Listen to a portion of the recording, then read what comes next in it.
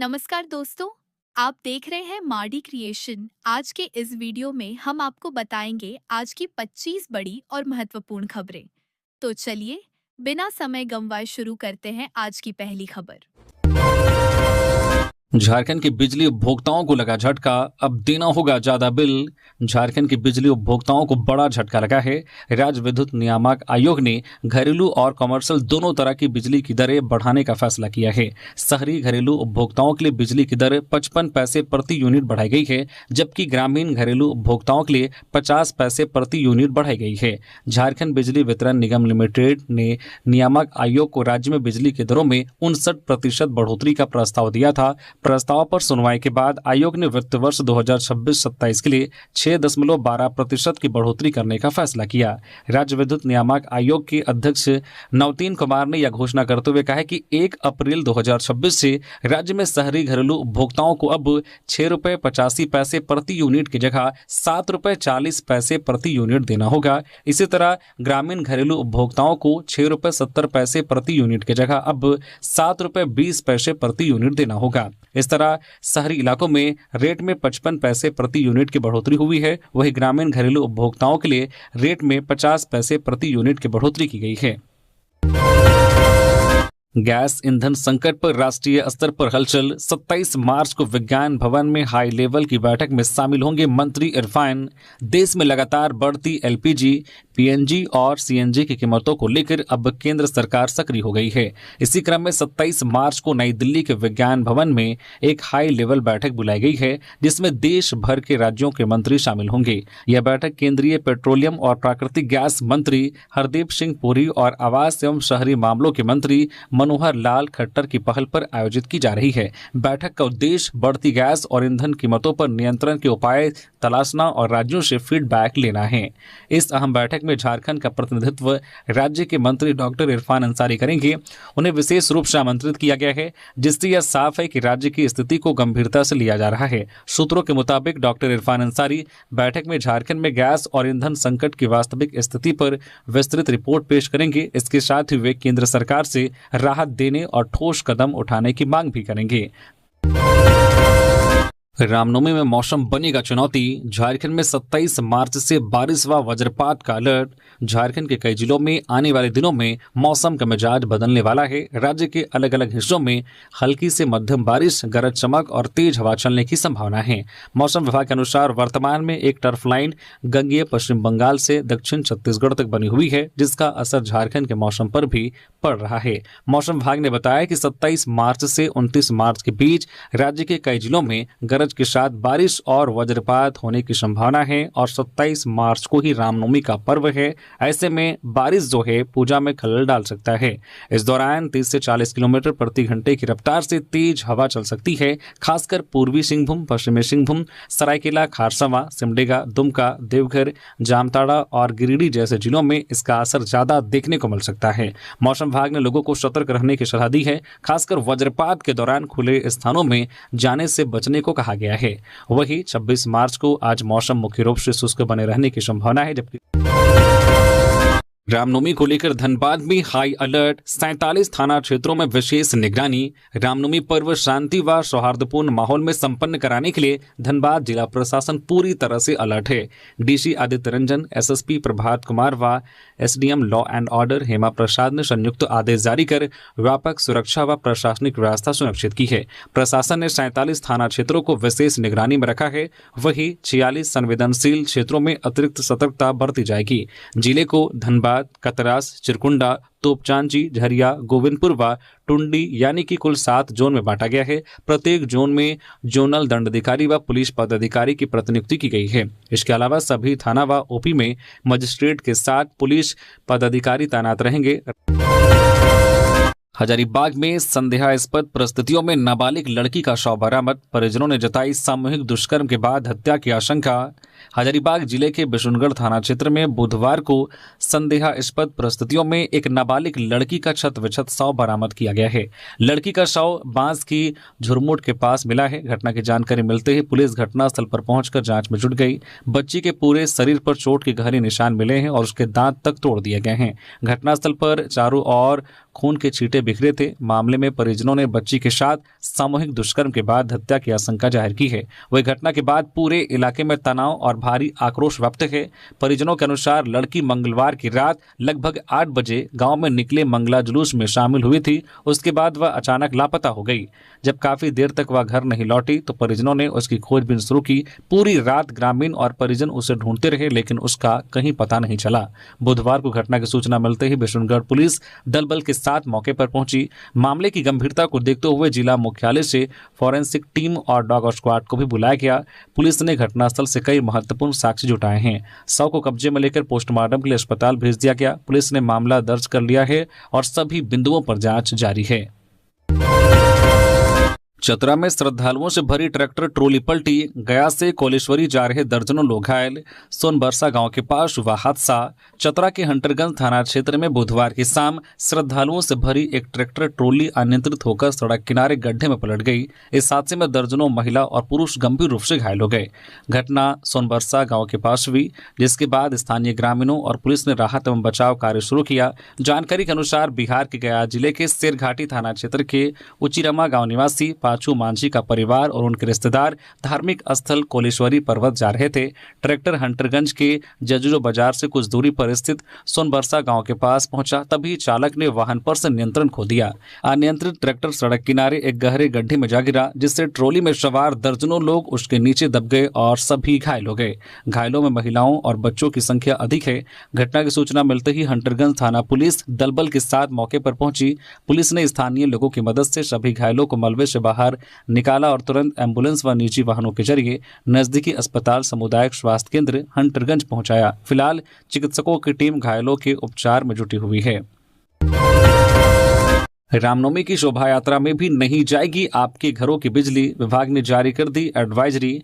झारखंड में रामनवमी की शोभा यात्रा को लेकर आम जनता के लिए राहत भरी खबर सामने आई है। शोभा यात्रा के दौरान आम जनमानस को लाइट कट जाने का टेंशन होता रहता है, लेकिन इस बार सरकार ने बड़ी राहत दी है। बता दें कि अब शोभा यात्रा के दौरान विद्युत आपूर्ति बाधित नहीं की जाएगी। इसे लेकर झारखंड बिजली वितरण निगम लिमिटेड ने विद्युत आपूर्ति अंचल रांची द्वारा रामनवमी पूजा समिति शोभा यात्रा आयोजकों एवं आम जनमानस के लिए महत्वपूर्ण एडवाइजरी जारी कर दी है। इसे लेकर झारखंड बिजली वितरण निगम लिमिटेड विद्युत आपूर्ति अंचल रांची द्वारा रामनवमी पूजा समिति शोभा यात्रा आयोजकों एवं आम जनता के लिए महत्वपूर्ण एडवाइजरी जारी की गई है। यह निर्देश उच्च न्यायालय के आदेश के आलोक में जारी किया गया है, जिसमें रामनवमी के अवसर पर सुरक्षा व्यवस्था को लेकर विशेष सतर्कता बरतने को कहा गया है। बता दें कि जो दिशा निर्देश जारी किए गए हैं उसमें बताया गया है कि शोभा यात्रा के दौरान किसी भी तरह की विद्युत आपूर्ति बाधित नहीं की जाएगी। जुलूस में शामिल डीजे और झांकी की ऊंचाई अधिकतम 4 मीटर यानी कि 13 फीट तक सीमित रखने का निर्देश दिया गया है। शोभा यात्रा के दौरान समिति के जो वॉलंटियर्स को लगातार निगरानी रखने और किसी भी जोखिम की स्थिति में तुरंत कार्रवाई करने को कहा गया है। आम जनता से भी अपील की गई है कि वे बिजली के तारों या उपकरणों को छूने या उनके संपर्क में आने से बचें।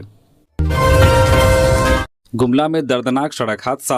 कार बाइक की सीधी टक्कर में 2 की मौत, 8 घायल। झारखंड के गुमला जिले से बुधवार शाम बड़ी खबर सामने आई है, जहां एक भीषण सड़क हादसे में 2 लोगों की मौत की सूचना है, जबकि 8 लोग गंभीर रूप से घायल हो गए हैं।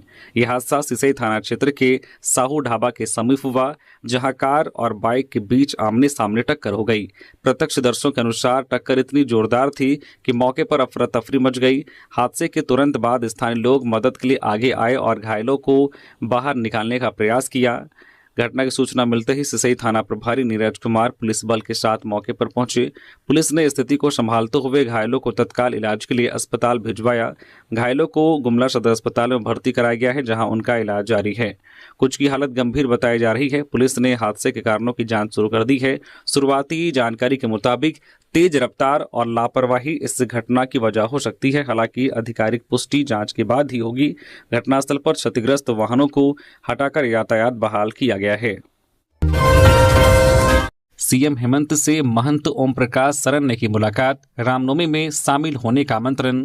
हेमंत सोरेन से बुधवार को कांके रोड स्थित मुख्यमंत्री आवासीय कार्यालय में तपोवन मंदिर निवारनपुर के महंत ओम प्रकाश सरन के नेतृत्व में एक प्रतिनिधिमंडल ने शिष्टाचार मुलाकात की।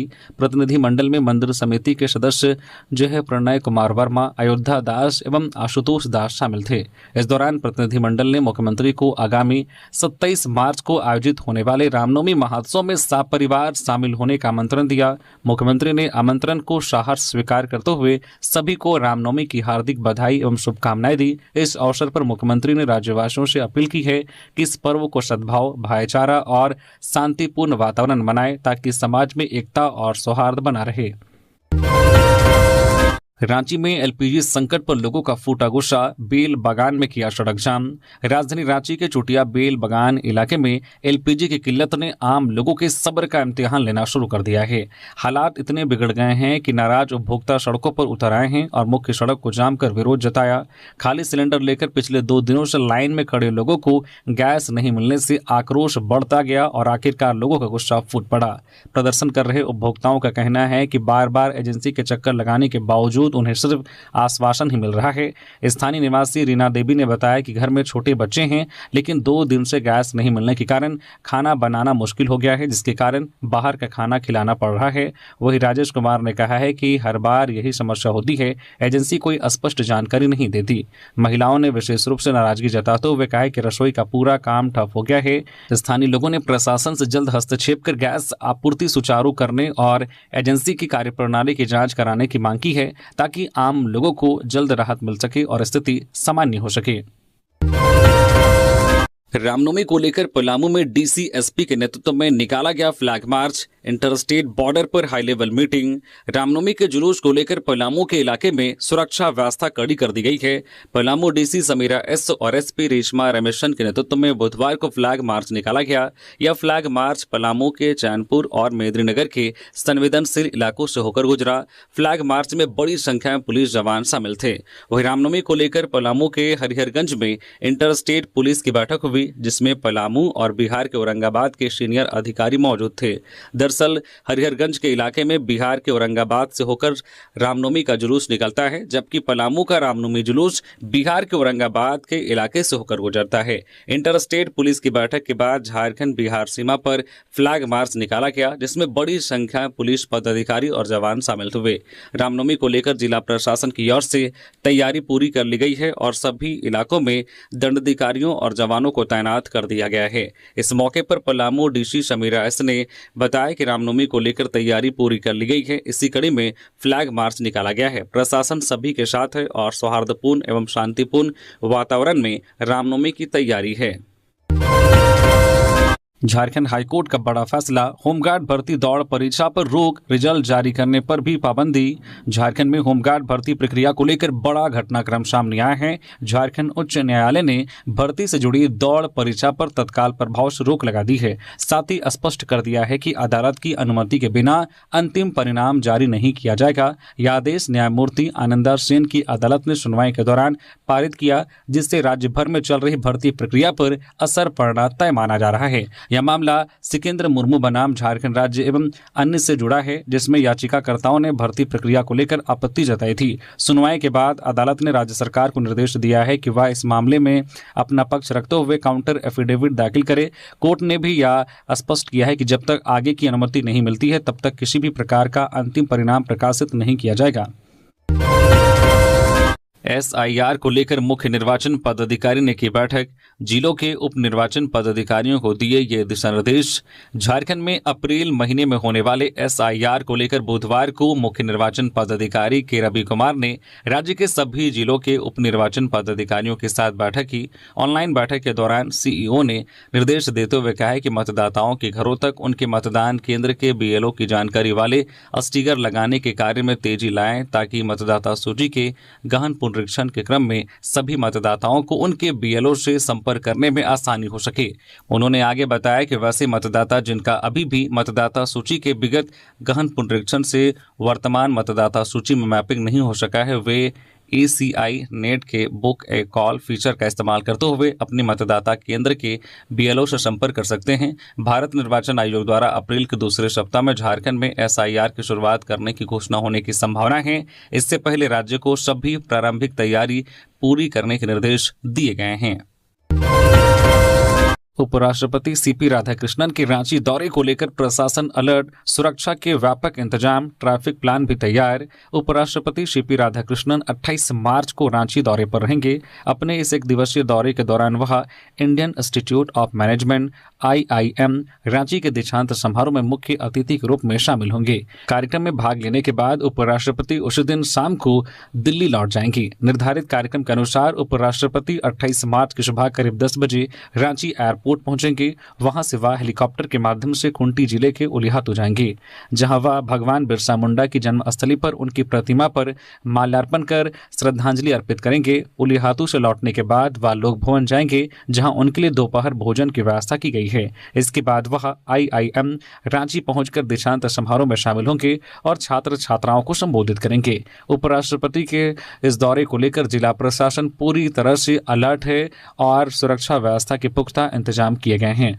दौरे की तैयारियों को लेकर लगातार समीक्षा की जा रही है। मुख्य सचिव स्तर से लेकर जिला स्तर तक अधिकारियों को आवश्यक दिशा निर्देश दिए गए हैं ताकि कार्यक्रम के दौरान किसी प्रकार की कोई चूक न हो। देवघर के बाबा वैद्यनाथ मंदिर के 18 दान पात्रों में मिली 32 लाख की राशि। देवघर के विश्व प्रसिद्ध बाबा वैद्यनाथ धाम मंदिर में रखे 18 दान पात्रों में कुल 32 लाख रुपए से अधिक राशि मिली है। साथ ही विदेशी मुद्रा भी दान में मिली है। मंदिर के प्रशासनिक भवन में बुधवार को पुलिस की पुख्ता सुरक्षा में दान पात्रों को खोला गया। बाबा मंदिर प्रशासन की देखरेख में सभी दान पात्रों से निकली राशि की गिनती की गई। देवघर DC नमन प्रियेश लकड़ा ने बताया कि दान पात्रों से कुल 32,14,245 रुपए प्राप्त हुए हैं। इसके अलावा विदेशी मुद्रा भी दान स्वरूप मिली है, जिसमें नेपाली नगद 9,280, अमेरिकी डॉलर 11, पाकिस्तानी करेंसी 100 व यूरो 20 शामिल हैं। DC ने कहा है कि यह दान श्रद्धालुओं की गहरी आस्था का प्रतीक है। प्राप्त राशि का उपयोग मंदिर की व्यवस्था, विकास कार्यों व सुविधाओं के विस्तार में किया जाएगा। JMM के स्टार प्रचारक की सूची में मंत्री दिव्य कुमार एवं सुप्रियो की एंट्री। जिग्गा सुखराम की छुट्टी। झारखंड में सत्तारूढ़ इंडिया ब्लॉक के सबसे बड़े घटक झारखंड मुक्ति मोर्चा ने असम विधानसभा चुनाव 2026 के लिए अपनी स्टार प्रचारक वाली 16 मार्च की सूची में बदलाव किया है। 16 मार्च को भारत निर्वाचन आयोग को भेजी गई स्टार प्रचारक के नामों की सूची से विधायक जिग्गा सुशरण होरो और सुखराम उरांव को स्टार प्रचारकों की नई संशोधित सूची में जगह नहीं मिली है। इन दोनों की जगह पर नई सूची में राज्य के उच्च शिक्षा मंत्री दिव्य कुमार सोनू और केंद्रीय महासचिव सुप्रियो भट्टाचार्य को स्टार प्रचारक का दायित्व निभाने का मौका मिला है। नई और संशोधित स्टार प्रचारकों वाली सूची झारखंड मुक्ति मोर्चा ने भारत निर्वाचन आयोग को भेज दी है। झामो के केंद्रीय महासचिव विनोद पांडे के हस्ताक्षर से जारी संशोधित सूची भारत के मुख्य निर्वाचन आयुक्त को भेजी गई है। इस सूची में राज्य के मुख्यमंत्री एवं झारखंड मुक्ति मोर्चा के केंद्रीय अध्यक्ष हेमंत सोरेन, विधायक कल्पना सोरेन, सांसद डॉक्टर सरफराज अहमद, जोबा मांझी, केंद्रीय महासचिव विनोद पांडे सहित कुल 20 नाम शामिल हैं। जमशेदपुर पुलिस ने बाइक साइलेंसर पर चलाया बुलडोजर। रामनवमी को लेकर 1900 जवान तैनात।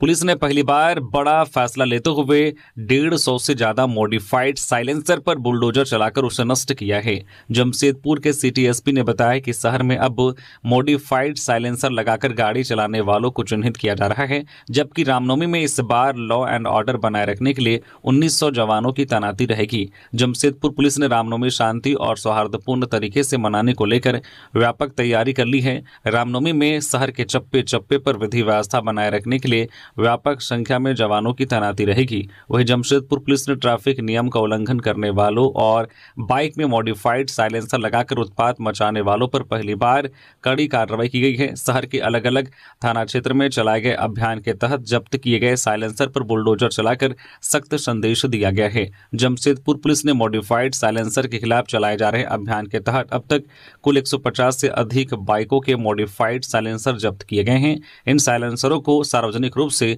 बुलडोजर से नष्ट कर दिया गया ताकि लोगों में कानून का डर बना रहे। रामनवमी को लेकर रांची तैयार, श्रद्धालुओं के लिए फ्री बस, मांस मछली नहीं बिकेगी। रामनवमी को लेकर नगर निगम की तैयारियां अंतिम चरण में हैं। शहर को स्वच्छ, सुरक्षित और सुव्यवस्थित बनाने के लिए निगम ने व्यापक इंतजाम किए हैं ताकि लाखों श्रद्धालुओं को किसी प्रकार की असुविधा न हो। नगर आयुक्त के निर्देश पर 7 विशेष टीमें गठित कर पूरे शहर को लगातार मॉनिटरिंग की जा रही है। प्रमुख धार्मिक स्थलों और शोभा यात्रा मार्गों पर विशेष सफाई अभियान चलाया जा रहा है। वही जुलूस मार्गों को सुगम बनाने के लिए पेड़ों की छटनी की गई है। खुले नालों और 148 स्लैब लगाए गए हैं। साथ ही गड्ढों को भरने का काम किया जा रहा है। प्रशासन ने रामनवमी के दिन मांस मछली बिक्री पर पूर्ण प्रतिबंध लगाया है और सिंगल यूज प्लास्टिक पर सख्ती बरतने के निर्देश दिए हैं। झारखंड में प्रीपेड मीटर पर शिफ्ट करने वाले को एनर्जी चार्ज में 3% की छूट। झारखंड राज्य विद्युत नियामक आयोग ने 2026-31 तक का टैरिफ जारी करते हुए प्रीपेड मीटर पर शिफ्ट करने वाले उपभोक्ताओं को राहत देने की घोषणा की है। साथ ही रूफटॉप सोलर को प्रोत्साहित करने के लिए ग्रास मीटरिंग ₹4.16 प्रति किलोवाट और नेट मीटरिंग ₹3.80 प्रति किलोवाट निर्धारित किया गया है। आयोग ने अब किसी भी उपभोक्ता से मीटर रेंट नहीं लेने का आदेश दिया है। साथ ही प्रीपेड मीटर पर शिफ्ट करने वाले उपभोक्ताओं को एनर्जी चार्ज में 3% की छूट देने का आदेश दिया है। यानी अगर किसी उपभोक्ता का एनर्जी चार्ज ₹100 होता है तो उसे ₹97 का ही भुगतान करना होगा। प्रीपेड मीटर पर शिफ्ट करने के बाद 1 महीने के अंदर उससे ली गई सिक्योरिटी डिपॉजिट वापस कर दिया जाएगा। इसके अलावा अगर कोई उपभोक्ता बिल जनरेट होने के 5 दिन के अंदर बिल का भुगतान करता है तो उसे 2% की छूट मिलेगी। जामताड़ा में साइबर ठगी का मास्टरमाइंड गिरफ्तार, पुलिस ने 3 आरोपियों को पकड़ा, 1 लाख से अधिक कैश बरामद। जामताड़ा साइबर पुलिस ने बड़ी कार्रवाई करते हुए घर बैठे साइबर ठगी करने वाले एक मास्टरमाइंड समेत 3 आरोपियों को गिरफ्तार किया है। पुलिस ने इनके पास से 1,02,400 रुपए नगद और अन्य सामान बरामद किए गए हैं। जामताड़ा एसपी राजकुमार मेहता को मिली गुप्त सूचना के आधार पर साइबर थाना प्रभारी राजेश मंडल के नेतृत्व में एक टीम गठित की गई थी। इस टीम में पुलिस निरीक्षक मनीष कुमार गुप्ता समेत अन्य पुलिसकर्मी शामिल थे।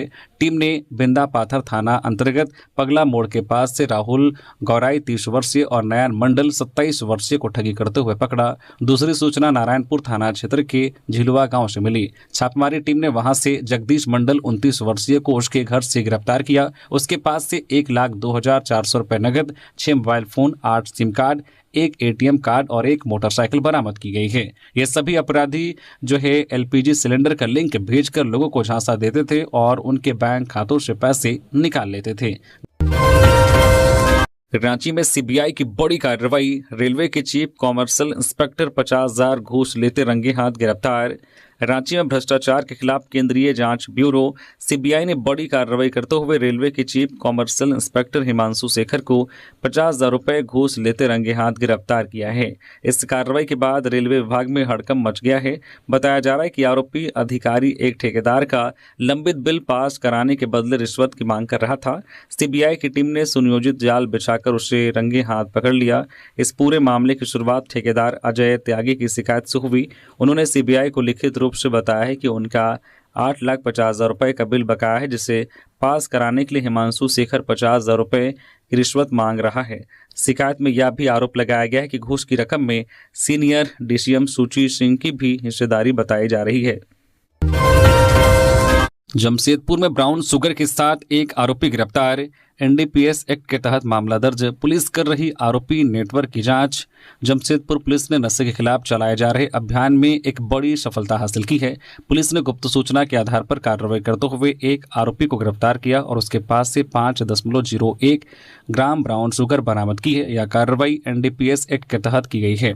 डीएसपी बच्चन देव कुजूर ने बताया कि पुलिस को सूचना मिली थी कि इलाके में अवैध मादक पदार्थ की खरीद बिक्री की जा रही है। इसी सूचना के आधार पर पुलिस ने छापेमारी की। छापेमारी के दौरान पुलिस ने मनोज कुमार दास नामक एक व्यक्ति को हिरासत में लिया। तलाशी लेने पर उसके पास से लगभग 5.01 ग्राम ब्राउन शुगर मिली है।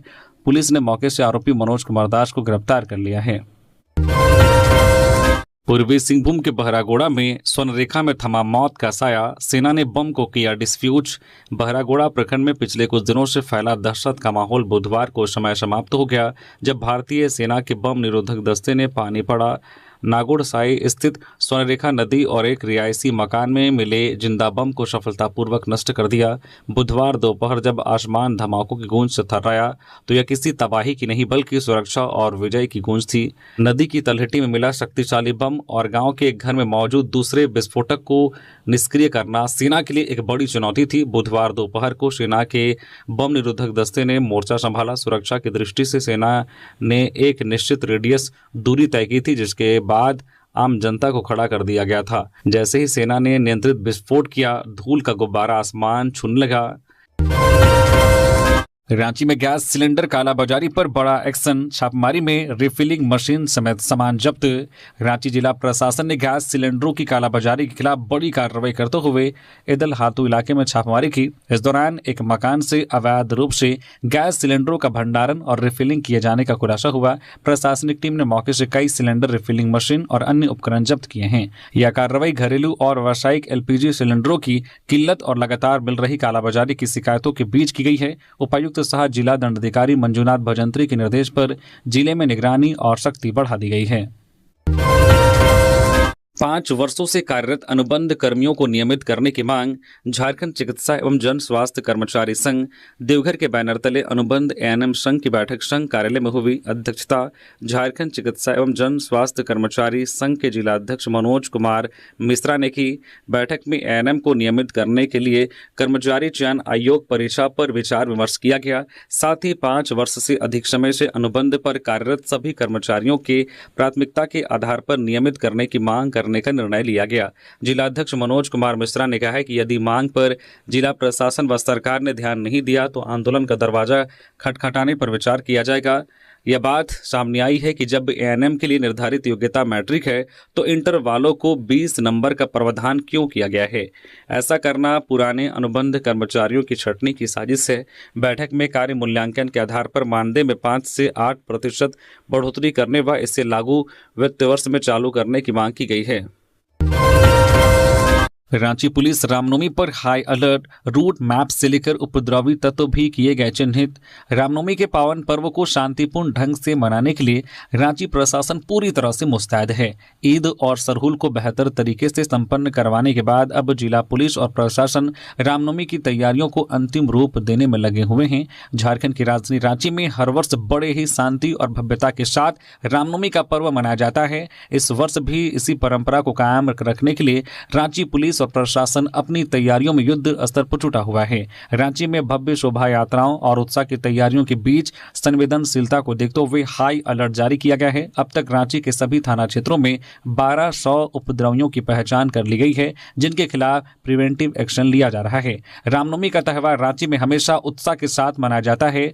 भव्य शोभा यात्राओं से सजे शहर की सड़कों झंडों और भक्तिमय जयकारों से गूंज उठती है, लेकिन पर्व की संवेदनशीलता को भांपते हुए विशेष सुरक्षा इंतजाम किए गए हैं। रांची DC ने खुद शहर में घूम घूम कर शोभा यात्रा रोड का जायजा लिया। रामनवमी के जुलूस मार्ग की तैयारियों का जायजा लेने के लिए DC ने शोभा यात्रा के आवागमन एवं प्रस्थान के लिए उपयोग में लाए जाने वाले रास्ते का खुद ही निरीक्षण किया। DC तपोवन मंदिर भी गए। इसी मंदिर तक पहुंच सभी शोभा यात्रा का समापन होता है। ऐसे में मंदिर में सुरक्षा दृष्टिकोण से बैरिकेडिंग करने का निर्देश भी दिया गया है। Garhwa bus stand firing case में कुख्यात पप्पू खान गिरफ्तार। अपराध की योजना बना रहे 2 अन्य अपराधी भी पकड़े गए। झारखंड की गढ़वा पुलिस को बड़ी सफलता मिली है। पुलिस ने 2 अलग अलग जगहों से 3 अपराधियों को गिरफ्तार किया है।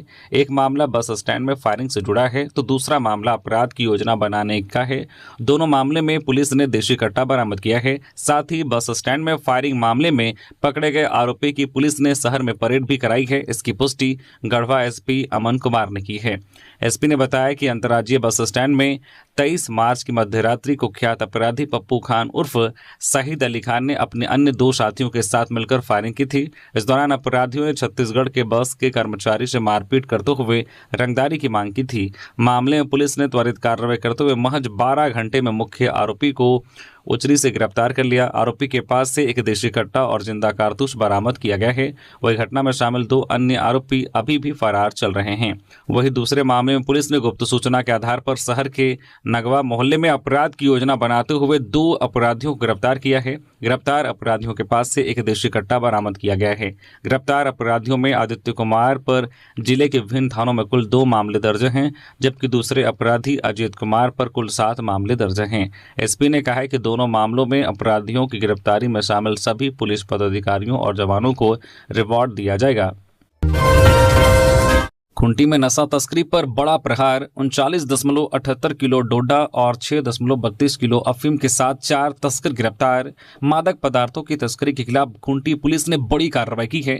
पुलिस ने जरियागढ़ थाना क्षेत्र से 4 आरोपियों को गिरफ्तार किया है। गुप्त सूचना के आधार पर की गई इस कार्रवाई में पुलिस ने घेराबंदी कर तस्करों को धर दबोचा और उनके पास से भारी मात्रा में मादक पदार्थ बरामद किए गए हैं। पुलिस के अनुसार गिरफ्तार आरोपियों के पास से कुल 39.78 किलोग्राम डोडा और 6.320 किलोग्राम अफीम जैसा मादक पदार्थ जब्त किया गया है। बरामद मादक पदार्थों की अनुमानित कीमत लाखों रुपए में बताई जा रही है, जिससे यह स्पष्ट होता है कि तस्करी का नेटवर्क काफी बड़ा और संगठित था। खूंटी के एसपी मनीष टोप्पो ने बताया कि गिरफ्तार आरोपियों की पहचान नीलेश आइंद 22 वर्षीय, जीवन गर्जन आइंद 53 वर्षीय, संतोष टोपनो 25 वर्षीय और जावा सांगा 50 वर्षीय के रूप में हुई है। पुलिस की पूछताछ में यह सामने आया है कि सभी आरोपी लंबे समय से अवैध मादक पदार्थों की तस्करी में संलिप्त थे और इलाके में इसकी सप्लाई करते थे।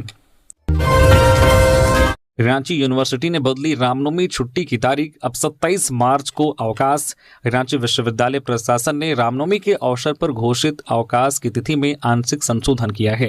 विश्वविद्यालय द्वारा जारी आधिकारिक आदेश के अनुसार पहले निर्धारित 26 मार्च की छुट्टी को बदलकर अब 27 मार्च कर दिया गया है। नए आदेश के मुताबिक 26 मार्च को विश्वविद्यालय मुख्यालय, सभी अंगीभूत एवं संबद्ध कॉलेज खुले रहेंगे और शैक्षणिक व प्रशासनिक कार्य सामान्य रूप से संचालित होंगे। वही रामनवमी का अवकाश अब 27 मार्च को प्रभावी रहेगा। धनबाद स्टील गेट में सघन वाहन जांच अभियान, बिना नंबर व फर्जी दस्तावेज वालों पर विशेष नजर। धनबाद शहर के स्टील गेट स्थित दुर्गा मंदिर के समीप बुधवार को ट्रैफिक पुलिस ने सघन वाहन जांच अभियान चलाया। यह अभियान ट्रैफिक डीएसपी अरविंद कुमार सिंह के नेतृत्व में चलाया गया। इस दौरान करीब 100 वाहनों की बारीकी से जांच की गई, जिसमें कई वाहन चालक नियमों का उल्लंघन करते हुए पाए गए। ट्रैफिक डीएसपी ने बताया है कि शहर में इस तरह का अभियान लगातार जारी रहेगा ताकि लोगों में यातायात नियमों के प्रति जागरूकता बढ़े और कानून का पालन सुनिश्चित किया जा सके। उन्होंने विशेष रूप से दोपहिया वाहन चालकों को हेलमेट पहनने की अनिवार्यता पर जोर दिया, कहा कि पीछे बैठने वाले के लिए भी हेलमेट पहनना अब अनिवार्य है। जमशेदपुर के परसोडी में बंद घर से लाखों की चोरी, बैंक मैनेजर के घर को चोरों ने बनाया निशाना। सीसीटीवी में दिखे 2 संदिग्ध युवक। जमशेदपुर के परसोडी थाना क्षेत्र के प्रमोद नगर स्थित जोही रोड में एक बंद घर से लाखों रुपए की कीमती सामान की चोरी हो गई। चोरों ने घर का ताला तोड़कर वारदात को अंजाम दिया। यह घर पंजाब नेशनल बैंक के सीनियर बैंक मैनेजर गोविंद चंद्र हांसदा का है। वे इन दिनों अपने परिवार के साथ पंजाब गए हुए थे, जिसका फायदा उठाकर चोरों ने मंगलवार की रात चोरी की इस घटना को अंजाम दिया। बुधवार सुबह जब घर में काम करने वाली दाई पहुंची, तब उसने मुख्य दरवाजे का ताला टूटा हुआ पाया। घर के अंदर का सामान बिखरा पड़ा था और अलमारियां खुली थी और बिस्तर पर ज्वेलरी के खुले डब्बे पड़े मिले। घटना की सूचना मिलते ही परसोडी थाना पुलिस मौके पर पहुंची और मामले की जांच शुरू कर दी है। पुलिस ने आसपास लगे सीसीटीवी कैमरों की फुटेज खंगाली है, जिसमें 2 संदिग्ध युवक घर में घुसते हुए दिखाई दिए हैं। जामताड़ा में डीसी की बड़ी कार्रवाई, सिटी हॉस्पिटल सेल, मंगलम नेत्रालय में आयुष्मान योजना में अनियमितता, एफआईआर के निर्देश। जामताड़ा में स्वास्थ्य विभाग में बड़ी अनियमितताएं सामने आने के बाद जिला प्रशासन ने कड़ी कार्रवाई की है। उपायुक्त रवि आनंद के निर्देश पर सिटी अस्पताल को सील कर दिया गया है, जबकि मंगलम नेत्रालय के कर्मचारियों पर एफआईआर दर्ज करने के आदेश दिए गए हैं। यह कार्रवाई झारखंड के स्वास्थ्य मंत्री डॉक्टर इरफान अंसारी के गृह जिले में निजी स्वास्थ्य संस्थानों की जांच के दौरान उजागर हुई गंभीर लापरवाही के बाद की गई है। धनबाद में निःशुल्क प्रशिक्षण केंद्र का शुभारंभ, मेयर ने किया उद्घाटन। धनबाद जिले में युवाओं को कौशल विकास के माध्यम से रोजगार से जोड़ने की दिशा में एक महत्वपूर्ण पहल की गई है। झारखंड सरकार के मुख्यमंत्री सारथी योजना के तहत ढांगी मोड़ स्थित बिरसा कौशल प्रशिक्षण केंद्र का शुभारंभ किया गया। केंद्र का उद्घाटन धनबाद के मेयर संजीव सिंह ने किया। उन्होंने कहा है कि यह केंद्र क्षेत्र के युवाओं के लिए बेहद लाभकारी साबित होगा, उन्हें आत्मनिर्भर बनाने में महत्वपूर्ण भूमिका निभाएगा। इस पहल से युवाओं को निःशुल्क प्रशिक्षण मिलेगा, जिससे उनके लिए रोजगार के नए अवसर खुलेंगे। उन्होंने केंद्र के संचालक को इस पहल के लिए शुभकामनाएं दी हैं और कहा है कि ऐसे प्रयास समाज के विकास में अहम योगदान देंगे। वहीं केंद्र के संचालक ने बताया है कि यहां युवाओं को कंप्यूटर आधारित कॉल सेंटर एग्जीक्यूटिव का प्रशिक्षण दिया जाएगा। इसके अलावा फैशन डिजाइनिंग और सिलाई जैसे व्यावसायिक कोर्स भी पूरी तरह निःशुल्क उपलब्ध कराए जाएंगे। उन्होंने बताया कि बड़ी संख्या में युवक युवतियां पहले ही नामांकन करा चुके हैं और प्रशिक्षण शुरू होने का इंतजार कर रहे हैं। रामनवमी को लेकर चौकस रहे अधिकारी व मजिस्ट्रेट। लातेहार डीसी। लातेहार जिला प्रशासन रामनवमी का त्यौहार शांति व सौहार्द के वातावरण में संपन्न कराने की तैयारी में जुटा हुआ है। डीसी उत्कर्ष गुप्ता व एसपी कुमार गौरव ने संबंधित अधिकारियों व मजिस्ट्रेटों को पर्व के दौरान पूरी तरह सतर्क रहने के निर्देश दिए हैं। दोनों पदाधिकारियों ने बुधवार को टाउन हॉल में जिले में प्रतिनियुक्त मजिस्ट्रेटों व पुलिस पदाधिकारियों की ब्रीफिंग की। डीसी ने सभी मजिस्ट्रेटों को निर्देश दिया है कि अपने अपने प्रतिनियुक्त स्थलों पर सतर्कता व सक्रियता के साथ कार्य करें। किसी भी प्रकार की अवांछित गतिविधियों पर त्वरित कार्रवाई सुनिश्चित करें। पर्व के दौरान विधि व्यवस्था बनाए रखना सर्वोच्च प्राथमिकता है। सभी संबंधित पदाधिकारी आपसी समन्वय के साथ कार्य करें।